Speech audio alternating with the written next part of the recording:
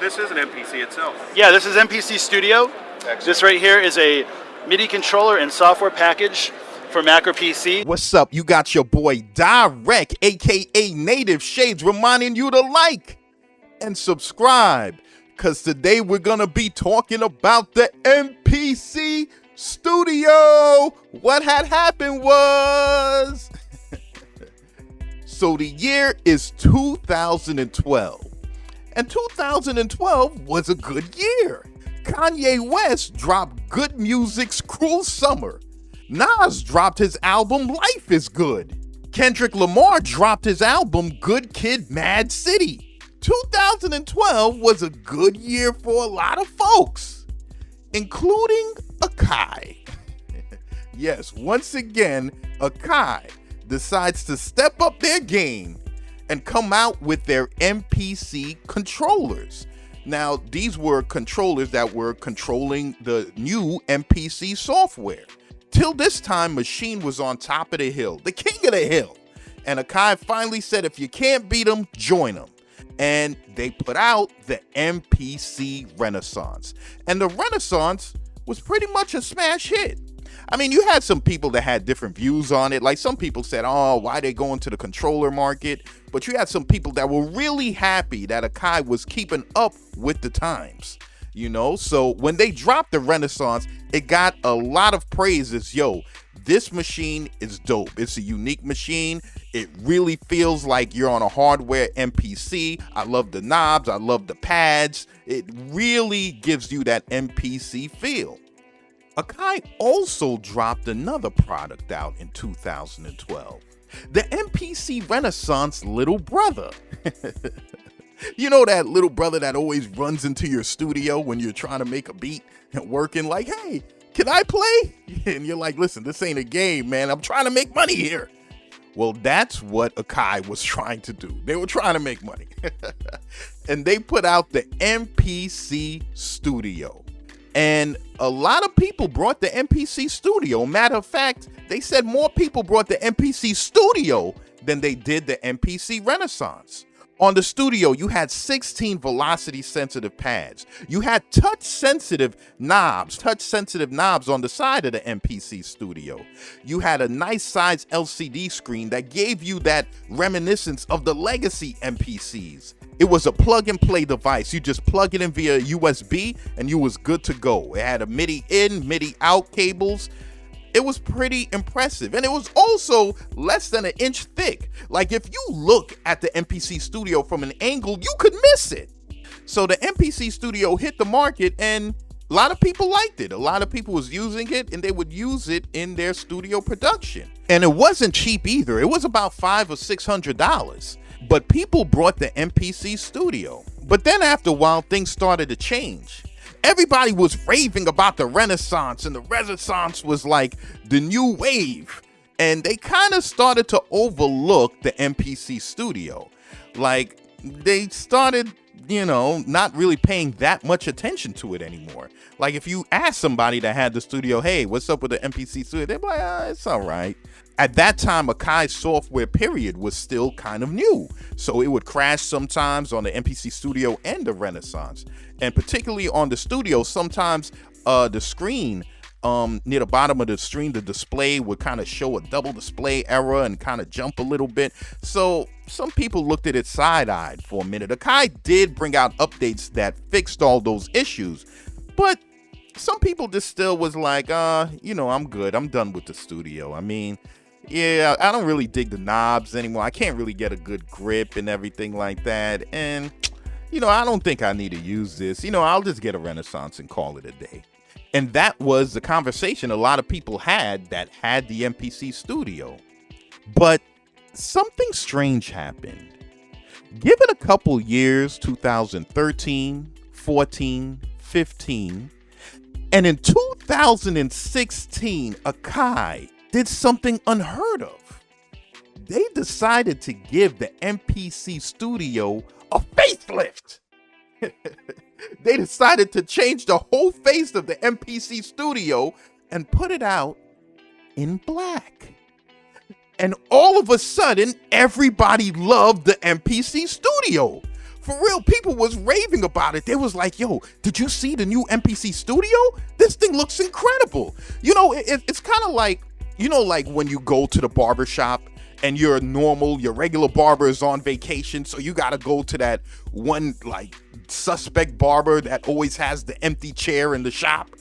You know what I mean? His last customer was 3 days ago and it was a 4-year-old, but you need this haircut real bad, so you gotta sit in that chair. So you finally sit in that chair, and just like you thought, he done messed up your hair. To the point when you're going to school the next day and you look at people, they do that quick look away. You know what I'm saying? Because they don't want to make eye contact because they know you look obscene right now. Until finally you go back to the barber shop a couple weeks later, your regular barber is there. He gives you a dope haircut. To the point when you go to school the next day, you know, all of a sudden the hottest chick in the class notices you.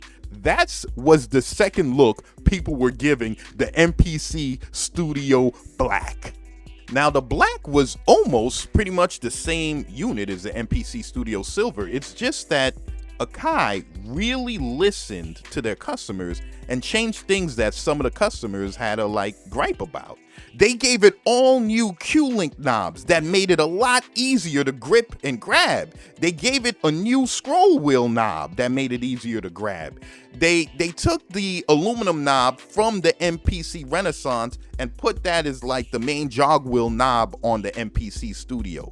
They gave it a nice brush aluminum black finish where it kind of looked like a new car almost. You know, like when you buy your new car and, you know, or a couple months old and you got that new car smell and you're like excited. That's how people felt when the MPC Studio Black came out. For real, producers was raving about it. Guys like Jermaine Dupri and KG from Naughty by Nature, they was like, yo, this MPC Studio Black looks dope. I dig. Everybody was loving the MPC Studio Black, to the point people that had the Renaissance went out and got an MPC Studio Black. People that already brought the MPC Studio Silver brought also an MPC Studio Black. The MPC Studio Black was a tremendous sleek design for Akai at the time for that product. Now, the workflow of the MPC Studio is pretty much self-explanatory. On the screen, it pretty much emulates the legacy MPC screens where all your main sections are right on the screen. So it tells you your sequence on the screen. It tells you your BPM, your track, your program. It shows a grid to the right of all your tracks. So when you go to track 2, the little square on the grid will go to track 2. When you go to track 3, it'll jump to track 3. And on the bottom, you have your F keys, your F1 to F6, where it controls the timing correct, where you can add swing and everything. Your click track, where you set up your metronome feature, your plus or minus track, your mute track, or your solo track. To the left of the MPC Studio, you have your Q-Link section. The top knob of the Q-Link section scrolls to the different rows of your Q-Link section, and it basically emulates the 4 knobs on that row. So your bottom Q-Link will control the bottom knob on that row. The next one up will control the next one up on that row, and on and on. And with the Q-Links, you can add your effects, you can pitch your track up and down, you can pan left or right. The workflow of the MPC software is really simple. They actually look to the infamous legendary rogue developer JJ, who developed the JJOS for the MPC 1000 and 2500, and they look to some of the features that he was putting on those units and kind of realized what the customer kind of wanted and put some of those features in the MPC software. Akai really did their homework with the software. They said they interviewed over 100 producers in hip hop, EDM, pop, electronic, rock. It was Q-Tip, Just Blaze, Marley Marl, Future Cuts, Brian Michael Cox. They just interviewed everybody and they asked them, what is it that you guys love about the MPC? And whatever those producers told them, they tried to put those features in the MPC software. They even asked them, what is your favorite MPC? And the majority chose the MPC 3000. And that's why they made the Renaissance and kind of like similar as far as the design to the MPC 3000. So when the MPC Studio Black came out, Akai even dropped the price. They made it $399. So you know people was loving it. So yeah, that's the MPC Studio. What had happened was so this is your boy Dyreck, aka Native Shades, reminding you to go down low in the description and get that MPC 1 Hidden Strategies, where I'm giving you a free MPC 4000 sound library. It doesn't exist anymore. Over a gig of sounds. You know what I'm saying? Put that joint on your MPC 1 and you are good. So this is your boy Dyreck, aka Native Shades, reminding you to like and subscribe. And I'm signing off.